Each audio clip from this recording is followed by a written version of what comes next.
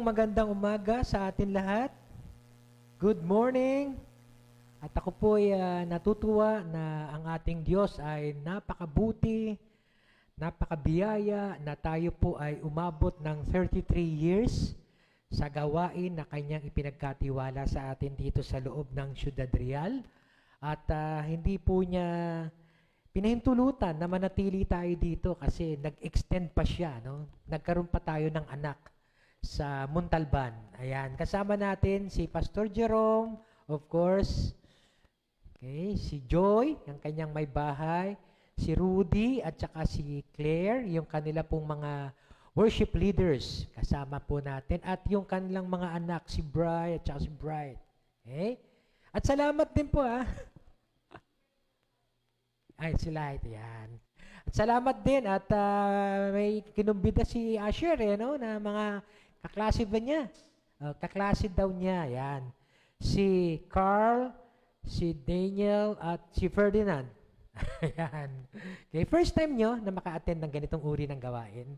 Okay, thank you sa pagtanggap nyo sa invitation ni Asher na makasama namin kayo ngayon. And of course, yung mga iba pa nating mga, ngayon lang natin uli nakita, ano? Katulad ni Phoebe, tsaka ni Erwin, si Ayan, okay?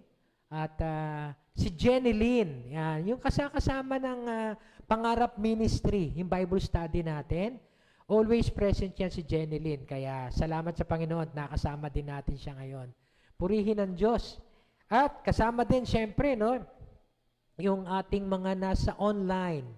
Yan, na hindi po nawawala pagka tayo ay nasa gawain ng paglilingkod every Sunday, no? Si Ate Sinta at saka si Joy ay kasama natin ngayon. Kung tayo ngayon ay 10:30, doon po sa kanila ay 10:30 din ng gabi. Okay? Kasama din po natin si Ate Vicky at saka isa naming hipag, si Nati, at ganun din po si Weng na nasa Singapore. Kasama natin siya. Salamat, Ate Weng, sa patuloy mong pagsubaybay. At maging si Teng pala, kasama natin si Teng. Si Tessa, no? Yung asawa po ni JR. Sa US din yan, sa New York. Okay? Siyempre, si Ate Vicky, nasa California din. At ang mga kapatiran natin sa Pangarap, si Mean. Kasama natin, Mean. Happy anniversary, ha? Okay? And of course, yung iba pa natin kasama, si Ate Tess Galvez, at saka si Teresita Pañares, yan. At si Ate Vicky Quinones. Welcome po uli, Ate Vicky Quinones. At si Lou, na nandito lang pero kasama natin din na sumusubaybay sa ating gawain. And of course, si Kuya Bien. Yan. Kuya Bien, sa Laguna. Happy anniversary, Kuya Bien. Miss namin kayo Sayang, wala kayo dito. Hindi nyo nakita yung ating mamayang games. May palaro po tayo after nating magkainan at saka magkaroon ng konting presentation siguro. Okay? And God bless you all sa lahat mga sumasubaybay sa atin online.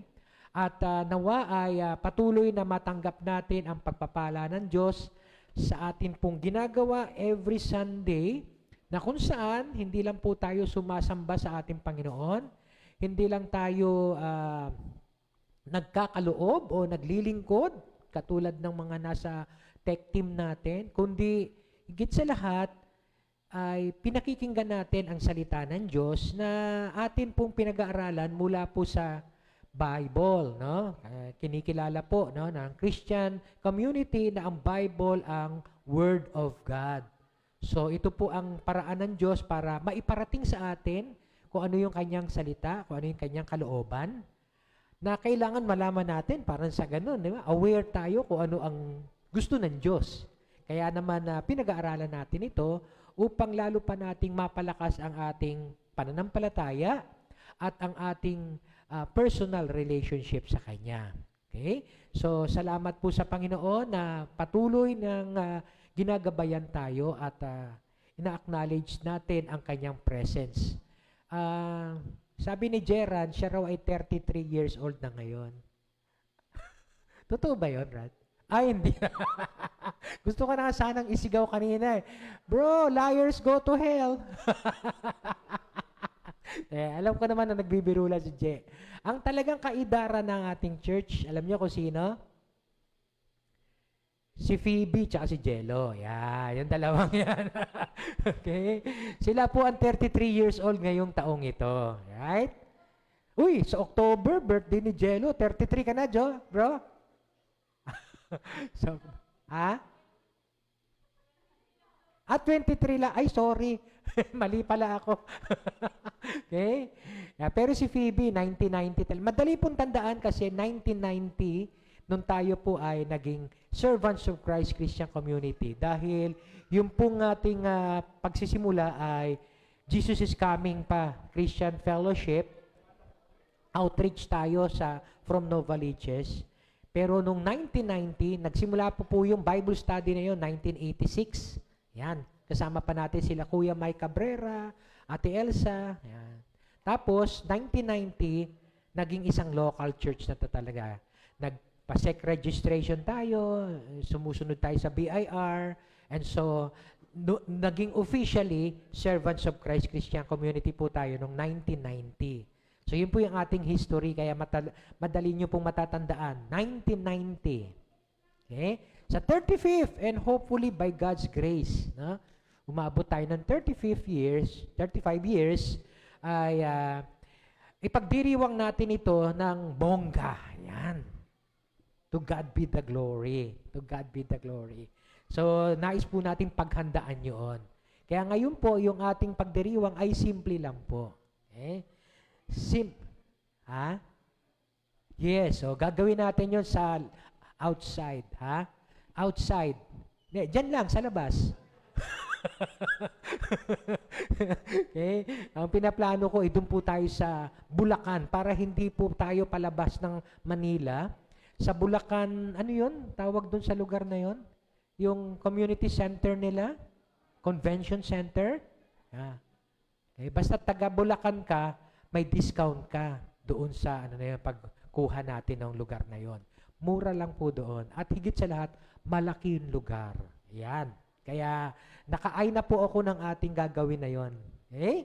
Salamat sa Panginoon. No? Lahat po kasi dapat pinaghahandaan natin in advance. Dahil nga po marami po ang kumukuha ng mga venue sa ngayon. Okay? To God be the glory, tayo po ngayon ay magpapatuloy ng ating pag-aaral. Okay? Bagamat ito ay, sabihin natin, culminating sermon ng ating pag-aaral for the past 2 months. Ito na po yung panghuli. Pero ito po yung isang napakahalagang lesson on God's Word, especially the prayer that Jesus taught His disciples. At yun ang dapat nating ipinapanalangin. Ano nga ba yung panalangin na yon? Ama namin. Okay? So, this time, hindi po natin dadasalin lang yung Ama namin, kundi, dadasalin natin from the heart, gagawin talaga nating prayer ito, pero ito po ay kakantahin natin. Alam nyo ba na may kanta ang Ama namin? Ayan, sige, kakantahin natin to, kaya hihilingan ko ng isang accompaniment. Ayan. Alam niyo ba na maraming version ng Ama namin? So yung kakantahin nating version ay yung luma. Yung inabutan pa namin. Kasi nung kinanta namin ito sa Asian Theological Seminary, yung bagong version, walang masyadong nakasabay sa amin eh. Kasi yung alam namin, puro lumang version pa. So yung lumang version tayo, brad, ano? Ha? Lumang version? Sige. Siguro naman yung iba, familiar. But then, bago po natin kantahin ito, let us mean it in our hearts. Right? Katulad ng pag-aaral natin ng mga nakaraang linggo. Okay? Sige po. Hawak-hawak po tayo hindi, tataas pala natin ating mga kamay. Right? Bilang pagdulog ng paghiling sa ating Diyos.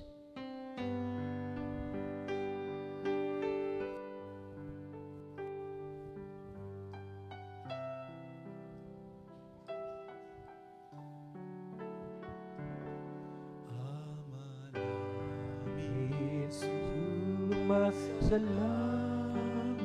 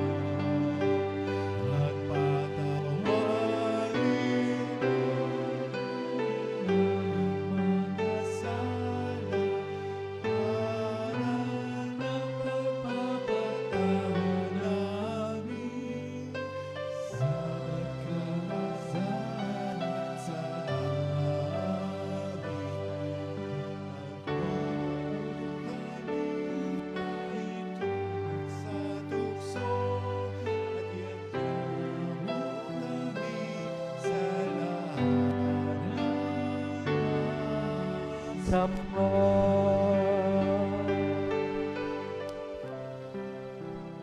Siya nga po, Panginoon.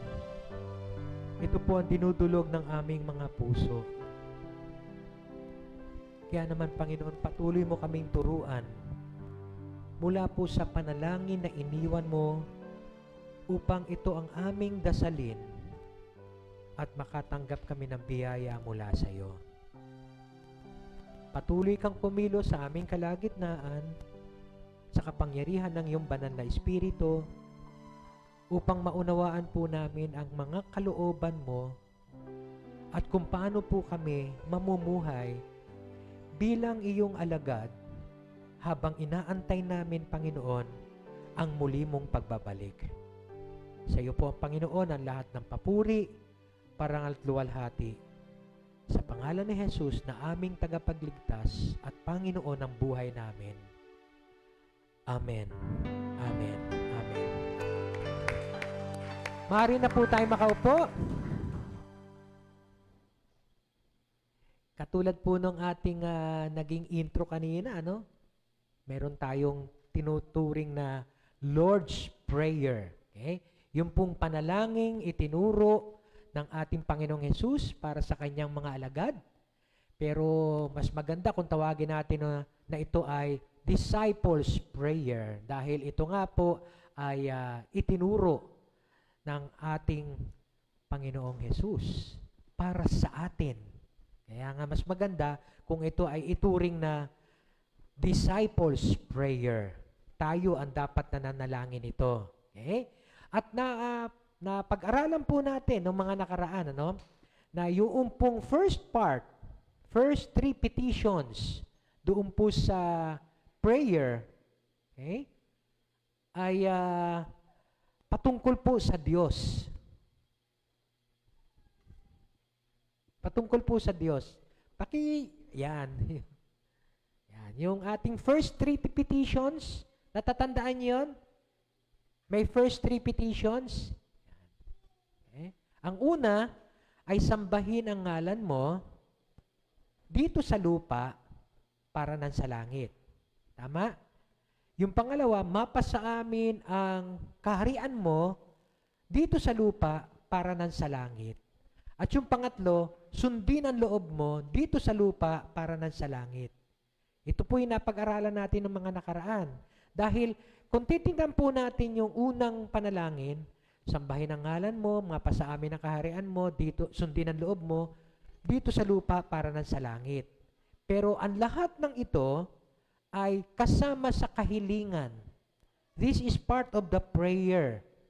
Okay? Hindi ito pagsamba lang, kundi ito'y panalangin na, Panginoon, sambahin na nga nawa ang pangalan mo dito sa lupa tulad ng nangyayari dyan sa langit. Dahil ang kanyang pangalan ay hindi nasasamba dito sa lupa dahil sa ating katiwalian, sa ating ginagawang kalokohan, kasamaan, hindi natin nasasamba ang kanyang pangalan. Kaya nga kasama sa panalangin ng tinuro sa atin ng Panginoon is, Panginoon, sambahin ang nawa ang ngalan mo dito sa lupa tulad ng sa langit. Mapasa amin, Panginoon, ang kaharian mo dito sa lupa para ng sa langit. Sa langit kasi siyang nagahari. Sa langit siya ang sinasamba. Pero dito sa lupa, hindi siya ang nasasamba. Hindi siya ang nagahari. Kaya dapat panalangin natin ito. At yung pangatlo, sundin ang loob mo dito sa lupa tulad ng sa langit.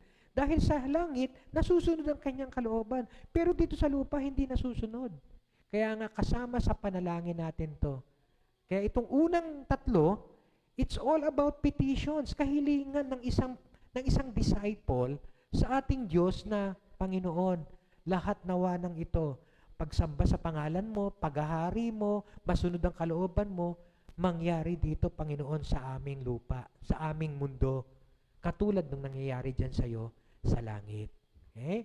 At yung second three petitions ay patungkol naman to sa mga personal request natin. Right? Bigyan mo kami ngayon ng aming kakanin sa araw-araw. So it speaks about our provisions, no? Our need for material things, financial things, okay? Lahat ng pangangailangan natin ng ating kakanin. It refers to our needs, generally speaking. Hindi lang yung pagkain, kundi pati pananamit, pati kabuhayan, pati lahat ng negosyo, pag-aaral, lahat ng pangangailangan natin. Yun ang first petition naman para sa ating personal provisions. At ang pangalawa ay yung patawarin tayo sa ating mga kasalanan. Tulad ng pagpapatawad natin sa nagkakasala sa atin. So that's another petition on our part when it comes to pardon, forgiveness, and it refers to relationships. Okay? Yung ating pagkakaugnay sa isa't isa na tayo ay magpatawad sa ating kapwa para na sa ganun patawarin din tayo ng ating Diyos. So that's part of a prayer. Okay? Para sa atin pong kapatawaran din. At ang pangatlo at ang huli na atin pong pag-aaralan ngayong umagang ito at magiging bahagi ng ating anniversary theme ay yung pong wag mo kaming ipahintulot sa tukso, ngunit iadya mo kami sa lahat ng masama. And that speaks of protection for us. Okay? Na ingatan tayo ng ating Panginoon. Alam nyo, maganda to dahil dun sa original. Ito po yung sabi sa Matthew chapter 6. Biblically speaking, ito po ang nakasulat talaga doon. Lead us not into temptation, but deliver us from the evil one. Kay Luke, ang binanggit lang niya is lead us not into temptation. At yung official liturgical version, yung tinatawag po nating hango mula sa Roman Catholic version, wag mo kaming ipahintulot sa tukso at iadya mo kami sa lahat ng masama. Pero may magandang discovery po yung mga Bible scholars. Sa Doktrina Kristiyana na nalathala po noong 1593, ang nakasulat po doon is, wag mo kaming iwan nang di kami matalo ng tukso. Datapwat, iadya mo kami sa dilang masama. Kasi kung titingnan ko nga po, yung pong wag mo kaming ipahintulot sa tukso, parang sinasabi natin, Lord, do not allow us to be tempted. Wag mo po kami pahintulutan na matukso kami.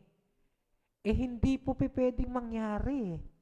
Kasi hanggat nandito tayo sa lupa, may mga tukso na dumadating sa buhay. May mga tukso na dumadating sa buhay.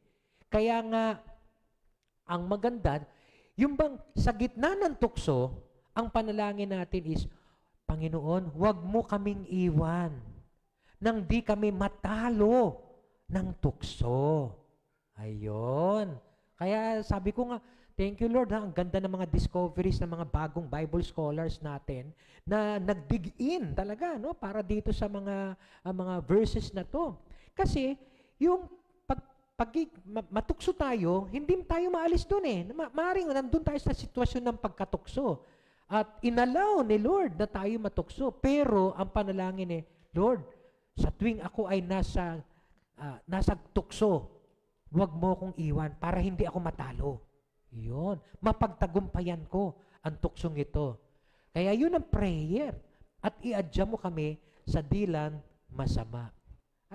Anong ako po yung nag-aaral nito, nung ginagawa ko tong sermon,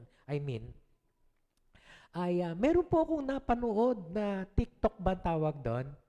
Hindi TikTok yun.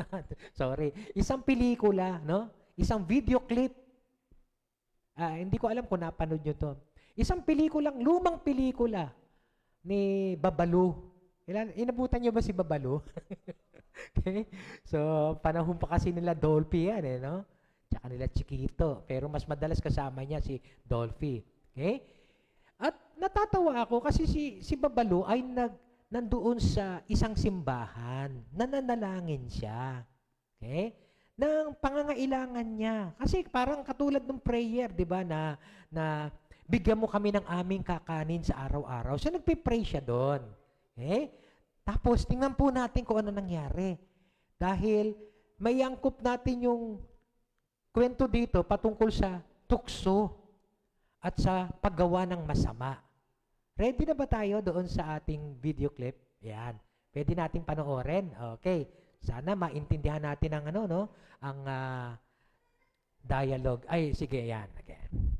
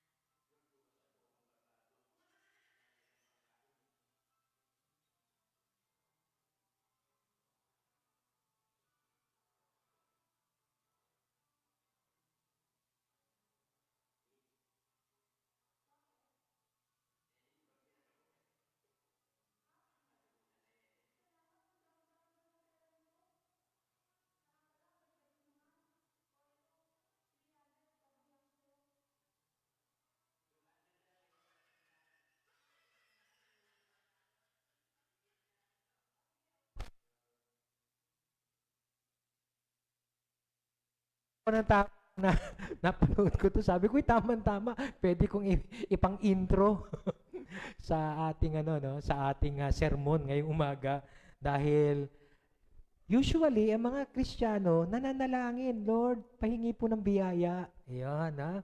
Bigyan mo kami ng aming kakanin sa araw-araw. Okay? Pagkatapos pag dumating yung tukso, Lord, bukas na lang po ako magbabago. Salamat po sa biyaya. Okay? So, yung pong usapan patungkol sa tukso. Ayun, di ba? Tukso. Familiar ba kayo sa usapang tukso? At siguro mas maganda maranasan natin yung pagliligtas sa atin ng Diyos mula sa tukso. So hindi po mawawala na nandun tayo sa tukso. Pero ang mahalaga, maligtas tayo. Yan. Ma-adya tayo. Yun ang pong ibig sabihin nun. Ma-deliver tayo. Okay? Mula doon sa kasamaan.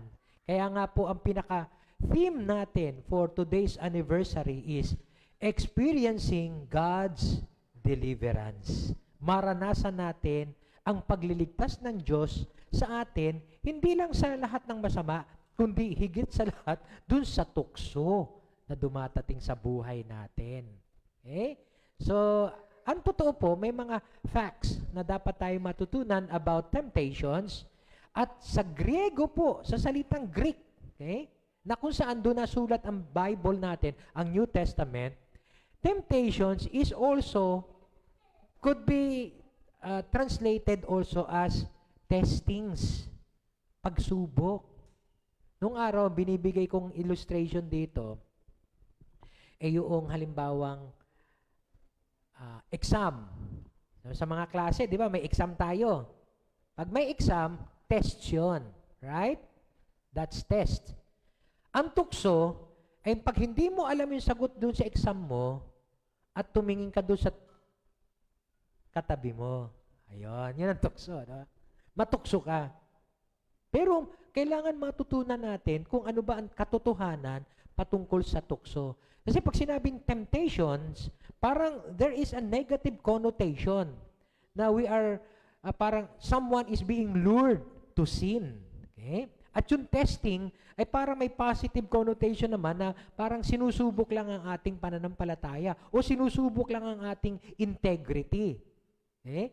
Pero in the Greek language, noong araw, this could be translated or sabihin natin interchangeably. Pwedeng gamitin interchangeably. Okay? So, naalala niyo po ba yung kanta ni Eva Eugenio? Yung tukso being personified, di ba? Okay? Kay rami ng winasak na tahanan. Lakas ng loob ni Pastor, no? Kay rami ng matang pinaluha. Kay rami ng pusong sinugatan. O tukso, layuan mo ako hindi pwede. Nandiyan talaga lalapit ang tukso, hindi lalayo sa iyo yan no? Ikaw dapat ang lumayo no? Pero ganoon na nangyayari, di ba? Sa atin pong sitwasyon sa buhay.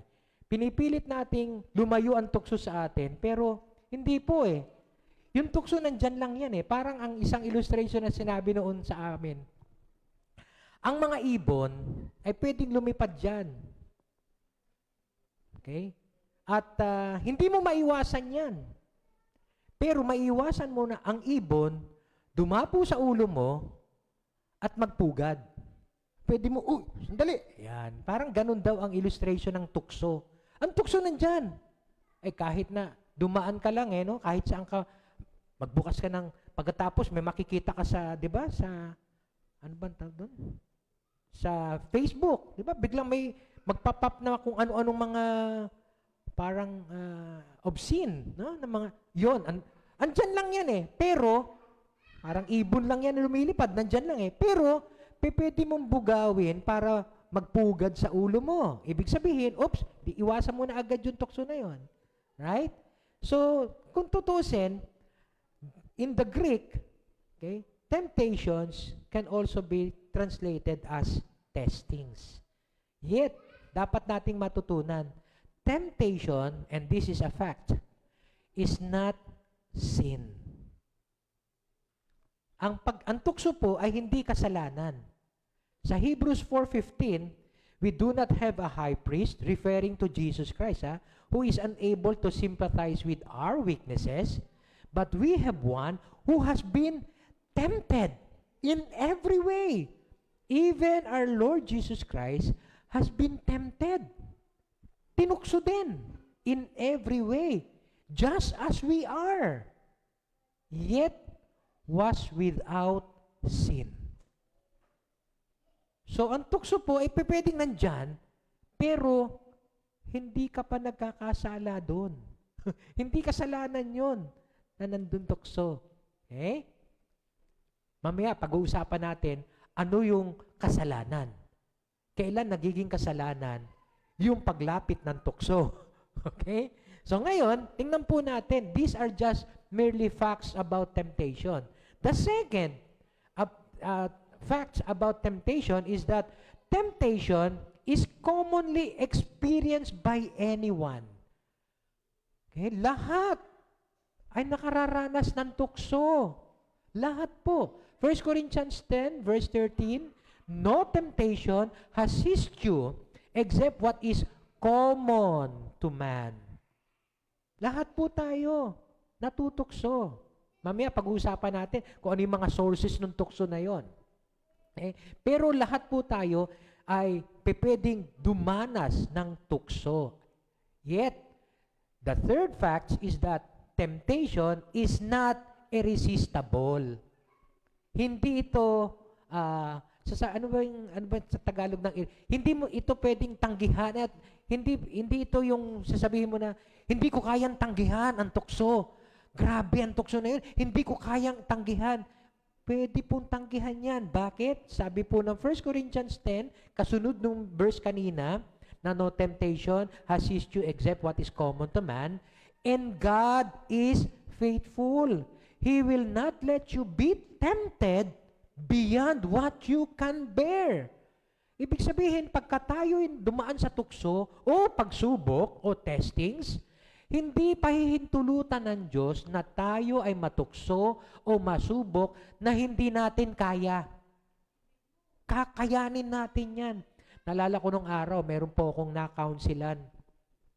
Nasabi po nung couple sila na medyo hindi maganda relationship nila dahil pinaghihinalaan ng babae, yung lalaki na may ginawang hindi maganda, ang sabi sa akin, hindi ko na kaya, pastor, talagang gusto ko nang makipaghiwalay sa kanya, hindi ko kaya, ang ginawa niya sa akin, napakasakit, hindi ko kaya to. Sabi ko sa kanya, alam mo, hindi ka bibigyan ng Diyos ng isang pagsubok na hindi mo kakayanin. Kaya binigay sa iyo ng Diyos yan, dahil alam ng Diyos, kaya mo yan. Sabihin nyo nga sa katabi nyo, anumang pagsubok ang dinadanas mo ngayon, kaya mo yan. Kaya nyo yan. Right? Anumang pagsubok, anumang tukso ang dumating sa buhay nyo, kaya nyo yan, ha? Kaya nyo yan. Hindi magbibigay ang Diyos ng tukso o pagsubok na hindi nyo kakayanin. Bakit? God is faithful. Ang Diyos ay tapat. Hindi kanya bibigyan ng isang tukso o pagsubok na hindi mo kakayanin. At ang pangatlo na fact about temptation is that temptation has a way of escape that God provides.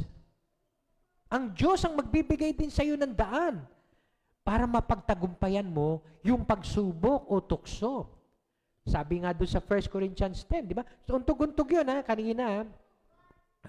No temptation has resisted every man, but what is common to man, and God is faithful, He will not let you be tempted beyond what you can bear, and when you are tempted, yan, pagka ikaw'y natutukso, God will also provide a way out. Okay?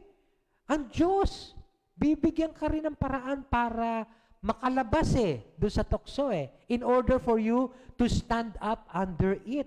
Okay? It will also be God who will give us the way out. Alam niyo yun? Ganon katapat ang ating Panginoon. Ganon katapat siya. Kaya lang, yung tao ang may problema. Yun. Yung tao ang may problema. Ang Diyos tapat. Okay? Hindi niya tayo iiwan, hindi niya tayo bibigyan ng isang tukso o pagsubok na alam niyang hindi natin kakayanin. Bibigyan niya tayo, kakayanin natin yan. Alam ng Diyos, kilala ng Diyos ang bawat isa sa atin, bilang nga niya, pati mga buhok natin, kung ilan, di ba? Pero yung tao, hindi niya kilala ang sarili niya. Yan. Kaya, ito po ang isang katotohanan patungkol sa tukso. Temptation may lead us to sin. Temptation is not sin, but temptation may lead us to sin if we do not know the fact that God has given us these temptations or testings na kaya natin and that God will provide us a way out. Pero yung tao, tayo, yan. Sabi po dyan sa James chapter 1, verse 13 to 15, when tempted, no one should say, God is tempting me. Tinutukso ako ng Diyos. Walang dapat magsabi nun. Sabi kasi ni pastor Hindi po, no? Sinasabi natin, no? Alam ng Diyos kung ano kakayahan natin pagdating sa tukso. At ang Diyos mismo magbibigay din ng paraan. Pero hindi ang Diyos ang nanunukso. Okay? For God cannot be tempted by evil, nor does He tempt anyone.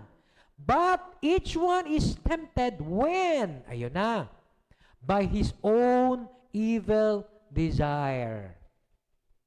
Yun. Tayo yon. He is dragged away and enticed. Mahikayat ka. Then, after desire has conceived, it gives birth to sin. Doon na nagkakasala ang tao. So, temptation may lead us to sin. And sin, when it is full-grown, gives birth to death. Yung kasalanan na yan, pag hindi natin naihingi ng kapatawaran sa ating Diyos, pwedeng mag-akay sa atin sa kamatayan o paglayo sa presensya ng Diyos. Kaya tandaan po natin, normal lang po na magkaroon ng tukso. Parang halimbawa, may nakasalubong ka. Plunging. Alam niyo yung plunging? Uso pa ba yung salitang plunging? Plunging neckline. Nung araw, panahon namin, gano'n ang tawag eh. Yung plunging neckline, yung nakaganyan. So may nakasalubong kang napaka-sexy babae. Tapos plunging neckline. Yan. E di syempre, unang tingin mo, napansin mo, di ba? Pero bumawi ka na, okay na yon. Pero halimbawa, natingin ka. Iyon, okay? Yun yung pagkakaiba nung natukso ka na nag-lead sa'yo sa kasalanan rather than dun sa nandun lang yung tukso.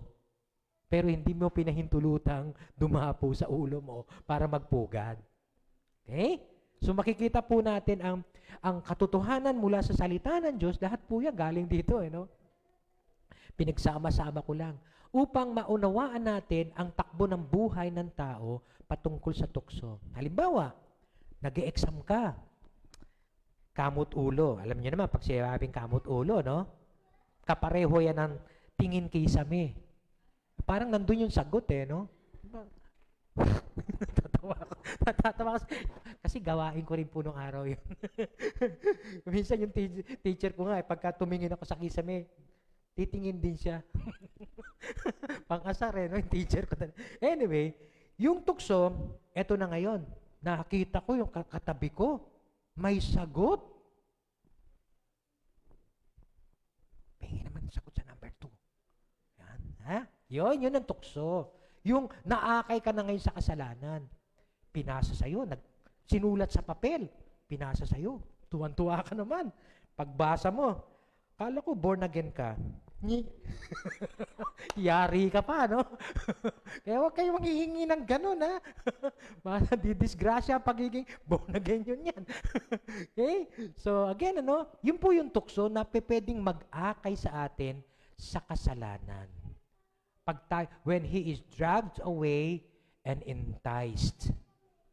Yan. After that desire, yun, it gives birth to sin. Magkakasala na tayo. So, ang tukso po ay pwedeng mag-akay sa atin sa kasalanan. Okay? Kaya nga po makita natin ang katotohanan patungkol sa tukso. At, saan po nang gagaling ang tukso? Ano po yung mga forces of temptations? Kanina, facts about temptations. Now, saan ba galing ang mga forces of temptation? Yan. Unang-una sa lahat, alam naman natin kung saan, Saan? Kay Satan. Yan. The devil. Okay? Evil. The evil one. Okay? Lead us not into temptation, but deliver us from the evil one. Kay Satan. Iligtas. Deliver is iligtas. Okay? Mapalaya. So sabi ni Peter sa kanyang sulat, 1 Peter chapter 5 verse 8, your enemy, the devil, prowls around like a roaring lion, looking for someone to devour. Kaya andyan ang tukso, andyan ang kaaway. Yan. Yan. Tinutukso-tukso ka. Yan. Naghahanap siya kung sino ang pwede niyang mapahamak, Nako. Ayan. Kaya pagka tumahimik ka dyan, Satanas. Ganun na lang siya, Okay? So, kailangan tingnan natin na itong kaaway ay nandyan lagi yan. Okay? Kahit na saan tayo naroon, maaaring nasa personal life lang tayo, o nasa eskwelahan tayo, nasa negosyo tayo, o nasa church tayo, pwede tayo matukso. Mamaya, papaliwanag ko sa inyo paano tayo uuwi sa tukso pagdating sa loob ng church. Ayan. Mamaya po. Okay? Kasi pwede pala yun. Yes, so tingnan natin, ha? Okay. At ang pangalawang force of temptation is the world. 1 John chapter 2 verse 16, for all that is in the world, ano yung mga nandito sa mundong ito? The lust of the flesh, yung pita ng laman, the lust of the eyes, and the boastful pride of life, kahambugan, kayabangan, is not from the Father, but is from the world. So aside kay Satan, itong mundo natin mismo, punong-puno ng tukso to. Okay? Punong-puno ng tukso. Okay? At ang tinitira ng tukso na yan ay yung ating laman, yung ating mga mata. Ayan. Kaya nga ingatan niyo yung mga mata natin, ano? Minsan yung iba naka-shades para hindi daw matukso. Natatakpan no? Pero pagka shades at nasa church, hindi rin makita ng pastor kung siya ay tulog na. Maririnig na lang. Nagihilik na, no? So again, yung tukso, the lust of the eyes and the pride of life. Okay? At alam niyo po ba, itong tatlong ito ay ginamit ni Satan nung tuksuhin si Jesus. So combined, okay? During that time, si Jesus, okay, tinukso, no, ni Satan, at ang ginamit niyang pamamaraan is the world. Okay? So si Satan, ginamit niyang pamamaraan sa panunukso ay ang sanlibutan. The lust of the flesh, the lust of the eyes, and the pride of life. Tingnan po natin yung sample nito. Yung lust of the flesh. Sa Matthew chapter 4, verse 1 to 10. Then Jesus was led by the Spirit into the desert to be tempted by the devil. Okay? And after fasting 40 days and 40 nights, nag-fast si Jesus ng 40 days, 40 nights, he was hungry. Of course, gutom na gutom ka na noon. And the tempter came to him and said, if you are the Son of God, tell these stones to become bread. Okay? Eh, gutom na gutom ka eh. Ayun, lust of the flesh. Yung gusto mong pagbigyan ang laman mo kasi gutom na gutom ka. Ayan. Yan yung tinatawag nating lust of the flesh, yung extreme body desire. Yung bang parang may nagsasuggest sa isip mo na, sige, kainin mo na gutom ka, di ba? With the promise of pleasure or gain. Ayan. Parang katulad ng sinasabi ko kanina, sa church pwede mangyari to. Okay? Yung tinatawag nating lust of the flesh. Okay? Eh, pastor, pagod na pagod ako kaya hindi ako naka-attend last week Okay, yun. Ay, lust of the flesh yun Bakit? Eh, pagod na pagod ka, so gusto mo na lang magpahinga, matulog. Ayan, di ba? Kaya kasama yun no? At ito sample na pinakita, no? Mamaya. Pero, paano napagtagumpayan ni Jesus yung lust of the flesh na to? Sabi po sa sumunod na verse, Jesus answered, it is written. Ano ibig sabihin nun? Nasusulat sa scripture. Nung araw, sa panahon nila, Old Testament pa lang yun. Okay? Nung nabuo na yung New Testament, ayun, kasama na sa pinag-aaralan natin yun. Okay?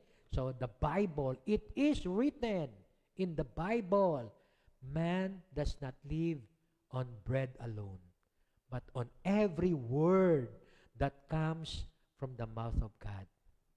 So, napagtagumpayan ni Jesus yung lust of the flesh na temptation. Hindi siya nag-give in doon sa tukso ni Satan na, uy, gutom ka na, kumain ka, gawin mong tinapay itong mga batong ito. Kayang-kaya mo yan. Ikaw naman ang anak ng Diyos, di ba? Yun. So, lust of the flesh. Pero napagtagumpayan ni Jesus yan. Now, alam niyo ba na itong lust of the flesh ay pwede ring maranasan natin na tukso? Okay? Maging yung mga early disciples sa Matthew chapter 26, may na-experience sila. Verse 40 to verse 41. Then Jesus returned to His disciples. Nagpipray na si Jesus dito sa Garden of Gethsemane. Yan, tama po yung term na Kasi baka may magkamali tayo ng pagkakabigkas Gethsemane. Baka mamaya mabanggit natin, get some money. Mali po yun. No? Hindi po yun yung pronunciation. No? Hindi get some money. Get some money. Okay? So, nagpipray si Jesus doon kasi malapit na siyang hulihin. Now, eto na ngayon. Pagbalik niya, kasi sinabi niya sa kanya mga alagad oh, iwan ako, dyan lang kayo ha, huwag kayo matutulog ha, mananalangin lang ako. Pagbalik niya, abay nakakita niya, tulog. Yon.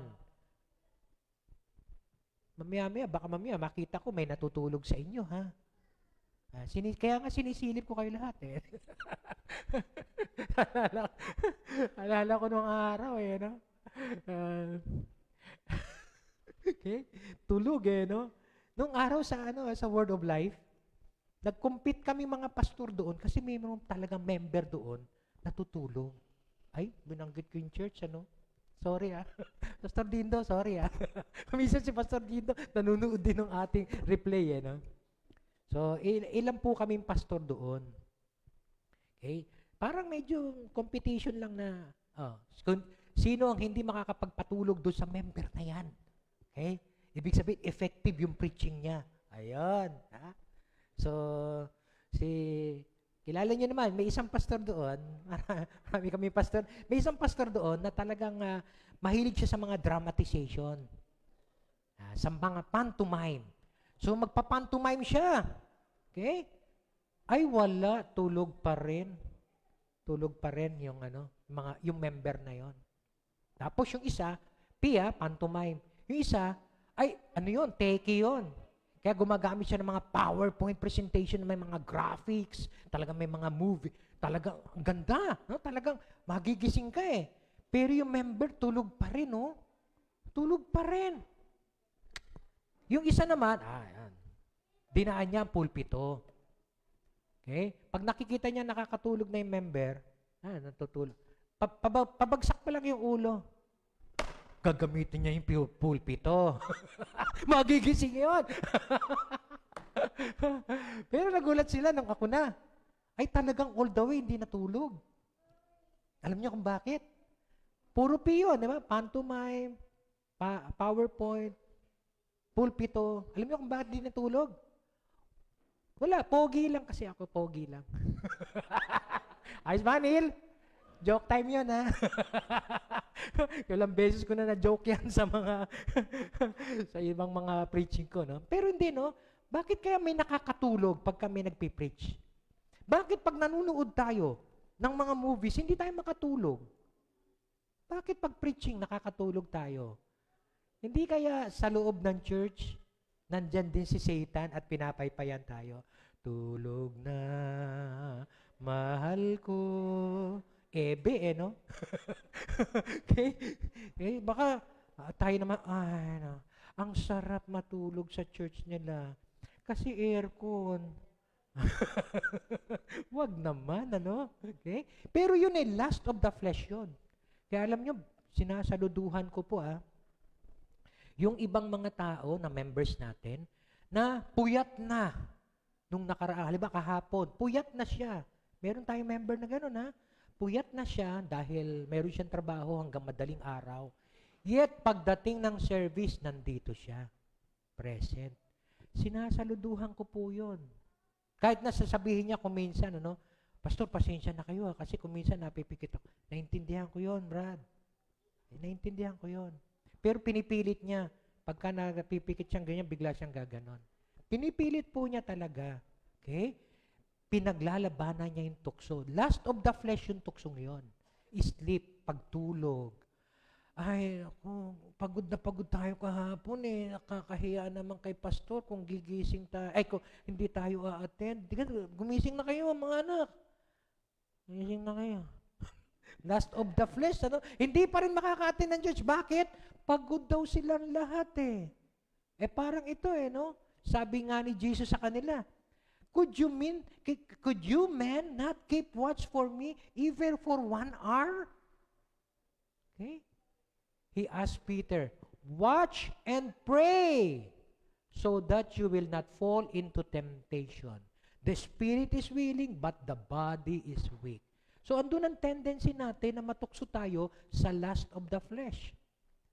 Noong araw, mga bata pa yung mga anak namin, naggigig kami. Sumasama kami sa mga gig. Okay? Pero ang usapan namin, kasi kung minsan uwi na kami niyan, 2:00 ng madaling araw. Okay? Ako magmamaneho pa uwi.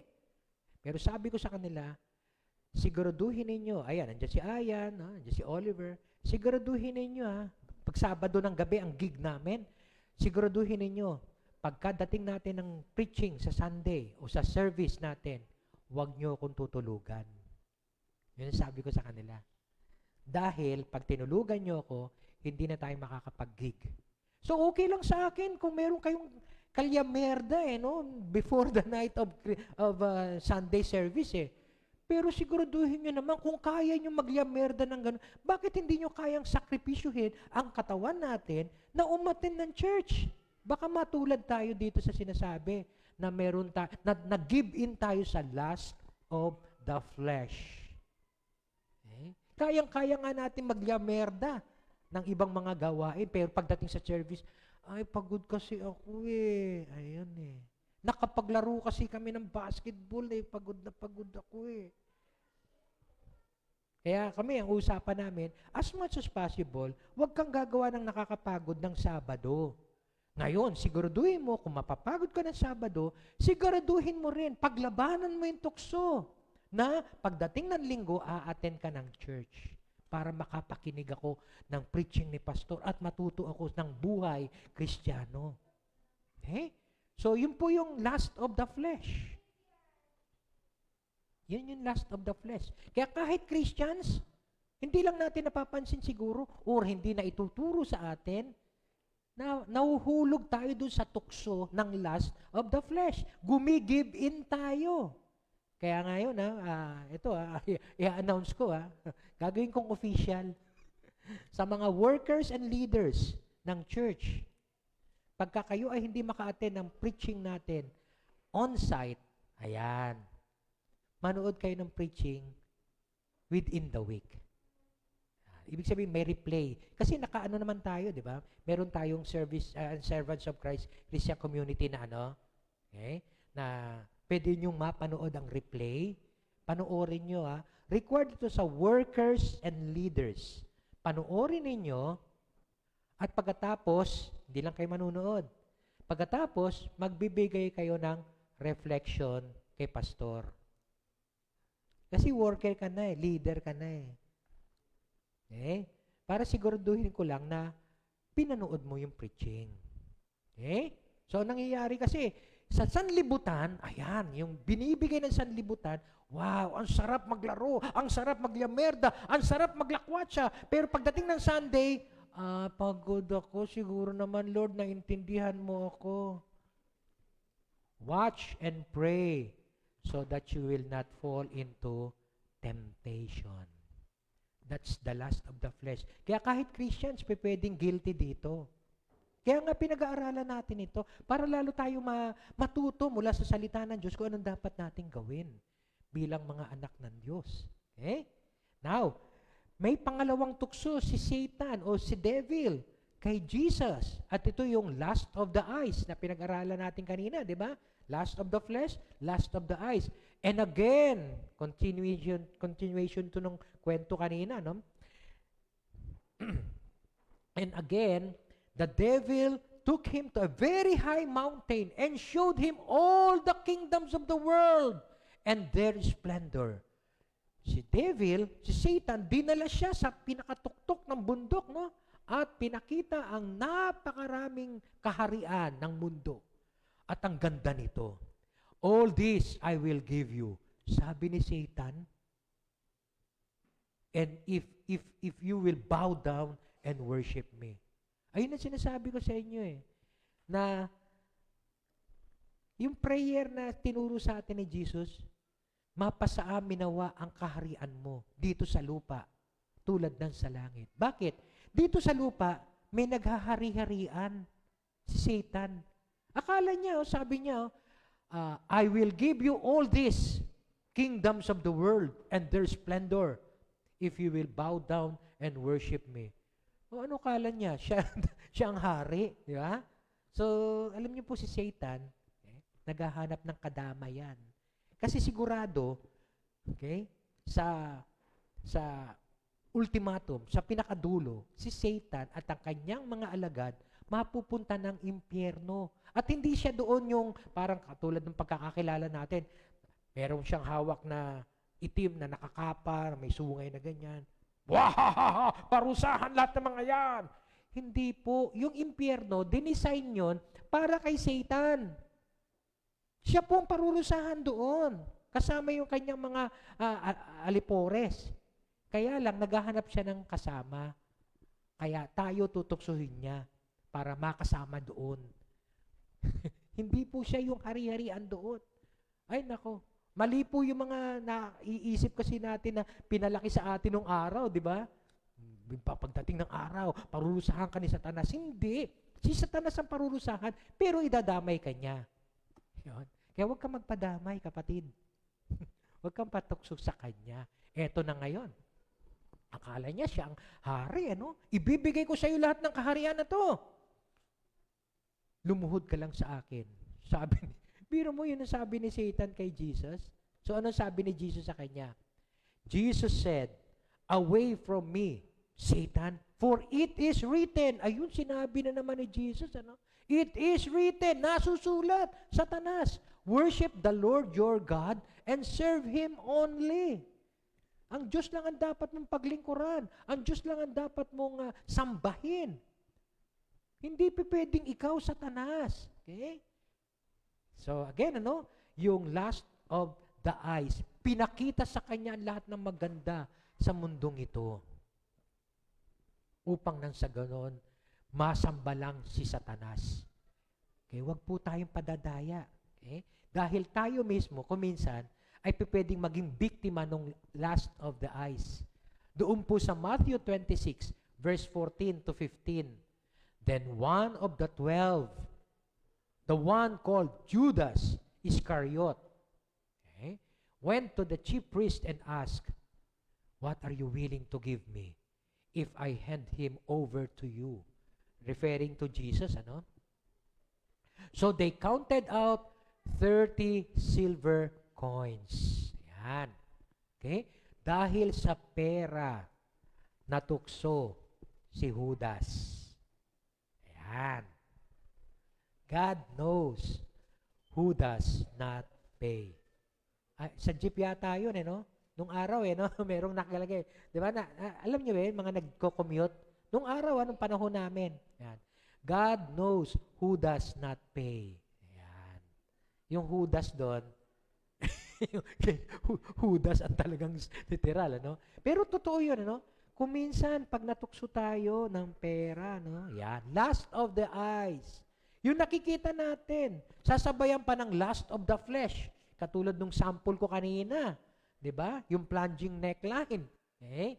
So again, ano? May lust of the eyes na, may lust of the flesh pa. Now, hindi po exempted dito mga Kristiyano.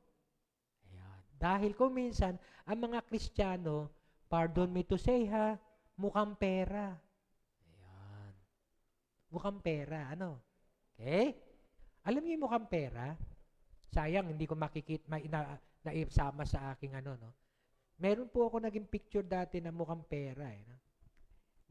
Anyway, kung minsan, mas inuuna natin ang pera, ayon, kesa sa Panginoon. Okay? So again, lust of the flesh. At ang third way of Satan's temptation to man using the world is the boastful pride of life. Matthew 4 verses 5 to 7. Again, the devil took him to the holy city. Saan yung holy city, no? Sa Jerusalem. And had him stand on the highest point of the temple. Nandun siya sa pinakatuktok ng templo. Si Jesus, doon daw dinala ni Satan, ano? If you are the Son of God, He said, throw yourself down. Tinukso na naman. Magpatihulog ka. For it is written, this time si Satan pa ang naggumamit ng Bible, ng Scripture. It is written. Marunong din siya. Okay? He will command His angels concerning you. They will lift you up in their hands so that you will strike your foot against a stone. Okay? So again, meron siyang Meron siyang scripture na ginamit. Psalms 90. Pagkatapos sabi ni Satan, magpatihulog ka. Kasi ang mga anghel mo ay sasapuhin ka. Hindi ka nila pababayaan. Which is true naman, doon sa Psalms 91. Pero, ano mangyayari kung sakasakali? Nasa tuktok siya ng templo. During that time, imposibleng walang tao doon. Napakaraming tao sa ilalim. Now, kung magpapatihulog si Jesus at sasapuhin siya ng mga anghel, yun, pride yun.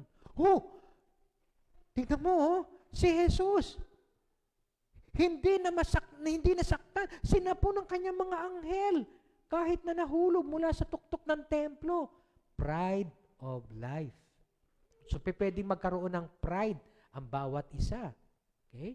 Si Jesus, dumaan din sa ganong klaseng tukso na magkaroon ka ng kayabangan sa sarili mo, kahambugan.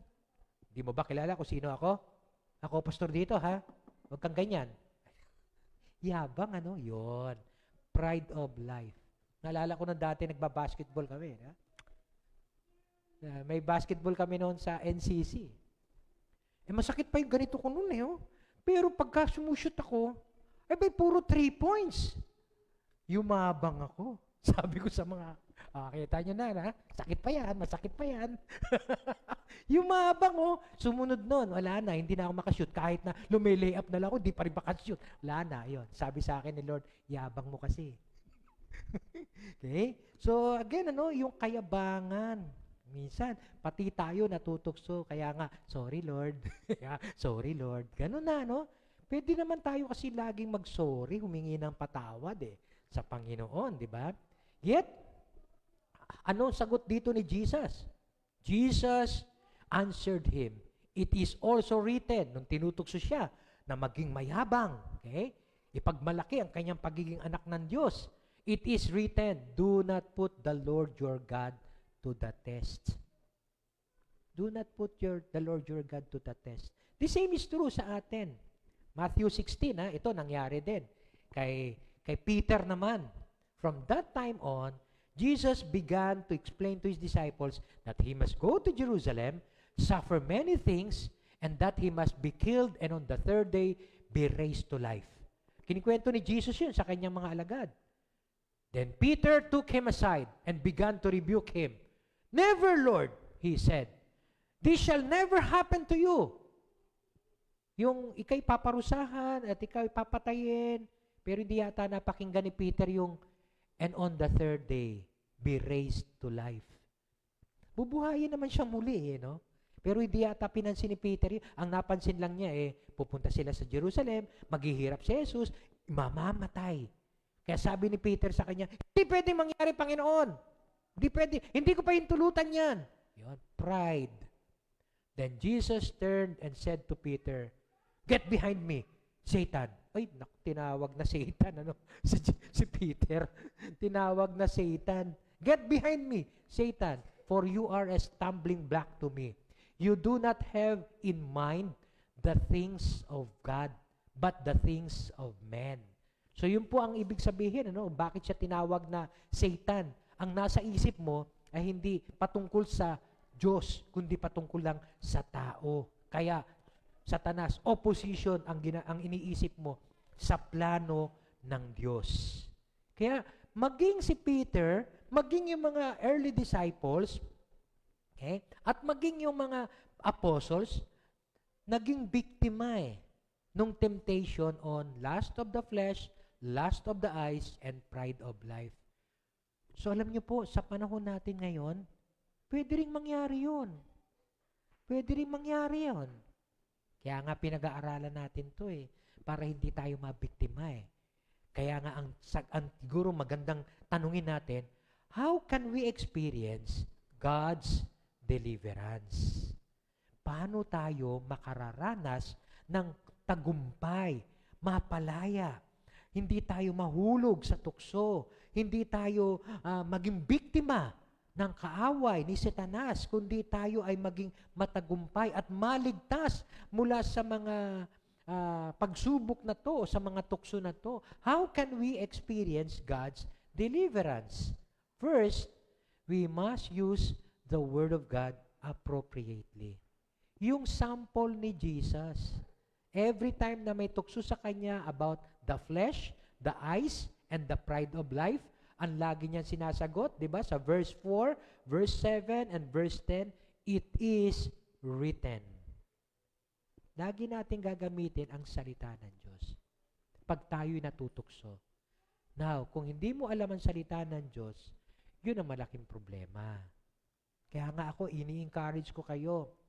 Have your own Bible, read it, and be empowered by the Word of God. Dahil sinabi po sa Psalms 119 verse 11, I have hidden your word in my heart that I might not sin against you.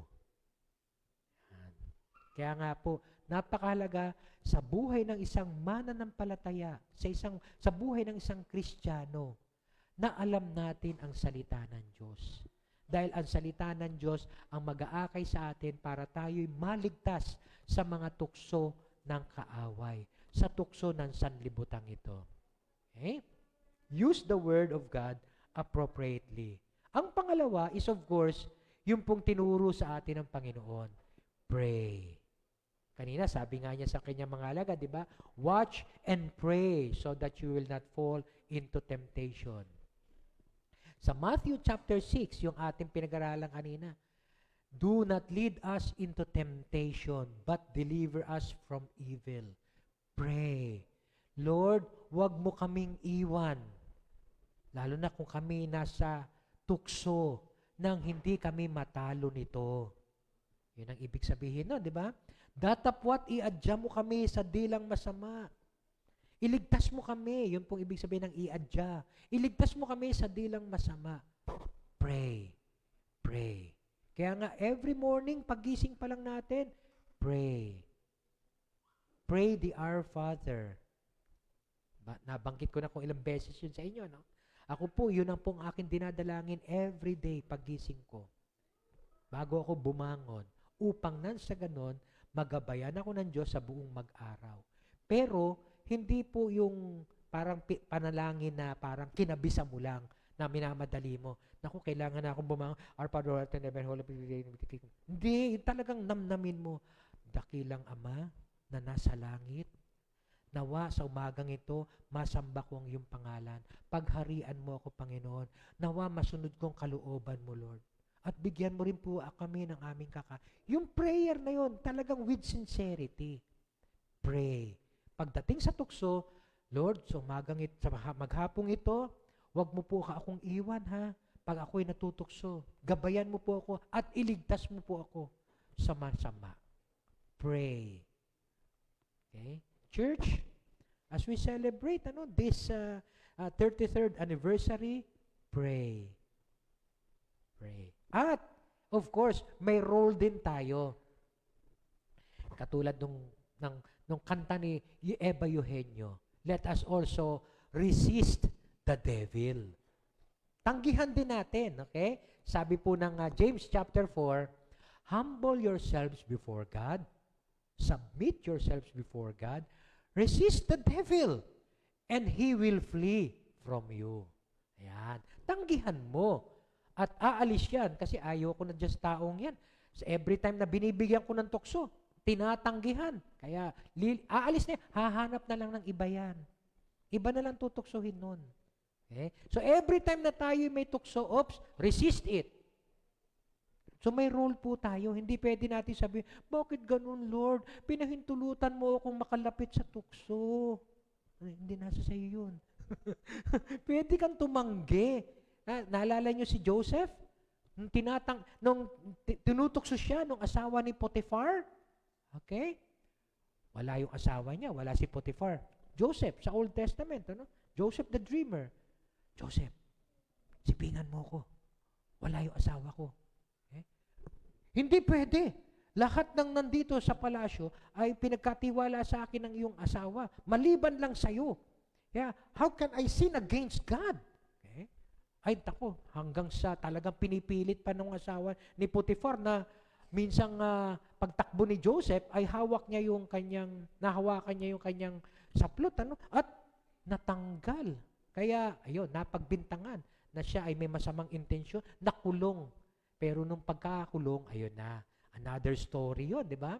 Na doon ang paraan upang makarating si Joseph doon sa Pharaoh, nung siya ay nakapag-interpret ng dreams, nung baker at saka nung cupbearer. At pagkatapos, na-interpret din yung dream nung Pharaoh. At naging, second man, si Joseph, hindi lang sa household ni Potiphar, kundi sa buong Egypt during that time. See how God promotes us if we do not yield to temptation? Ganun po ang ating Panginoon. So resist the devil, tanggihan natin. Pwedeng mangyari yun. By the grace of God and the power of the Holy Spirit, we could resist the devil. Humble ourselves before God. Lord, ayan. Alam ko po, may kahinaan ako, pero Panginoon, huwag mo po akong iwan para hindi ako matalo ng tukso.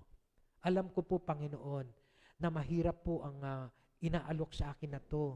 Malaking tukso, pero Lord, ayan. Pray and resist the devil, and he will flee from you. Now,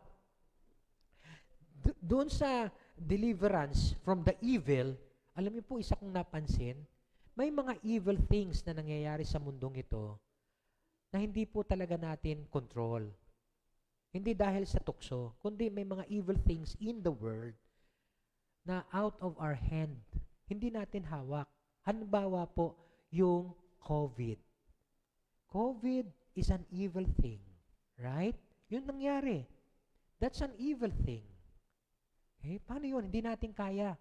Lahat tayo dumaan. Buong mundo dumaan doon sa evil thing na yon. Kaya nga ang prayer, di ba? Lord, i-adya mo kami. Ilagtas mo kami sa lahat ng masama. At yung COVID is also part of that evil. At siyempre, hindi lang siguro COVID, no? Lahat ng sakit, kasakitan na nangyayari. That could be part of evil. Di natin alam. Or even conflicts perhaps. But then, meron pong provision ang Lord. Pagka ganun po ang sitwasyon na natin, sabi po ng salita ng Diyos sa 2 Corinthians chapter 1, verse 10, we must place our hope in Christ. So, hindi man natin ma-resist yung evil na nangyayari sa mundong ito, COVID-19, or illnesses, pero place our hope in Christ.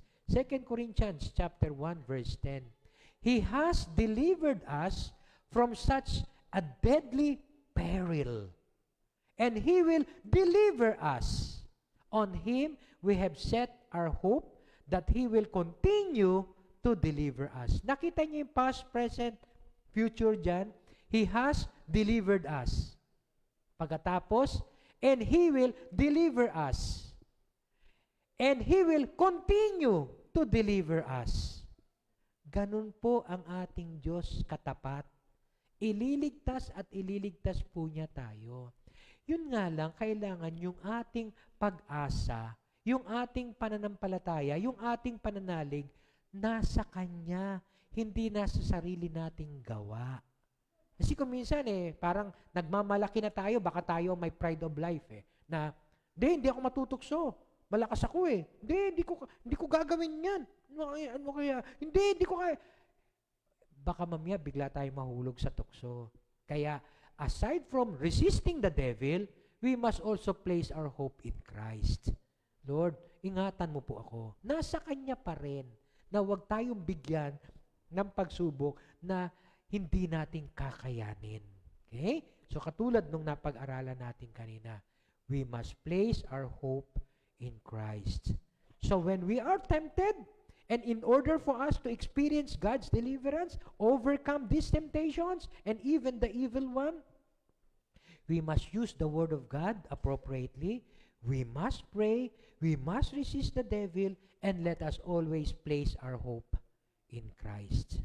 As a challenge to every one of us here, And as we move on to another phase of our church life, God has never been a source of temptation, but He allows it to come our way. He allows it. His purpose is for us to reveal our weakness and cause us to turn to Christ and pray for His presence and deliverance. When we overcome temptation through His Word and dependency upon Him, we could always put our hope in Christ and eventually resist the devil. Sa pagpasok po ng bagong yugto ng ating pagiging isang church, okay? Sana, dalangin ko po, yung pong Ama namin ay gawin nating panalangin sa ating mga buhay.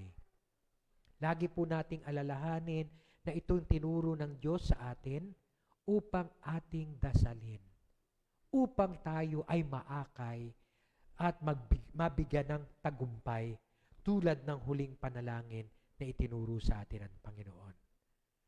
Panginoon, huwag mo kaming iwan upang hindi kami matalo ng tukso. Datapwat, iligtas mo kami sa lahat ng masama. Tayo po'y manalangin.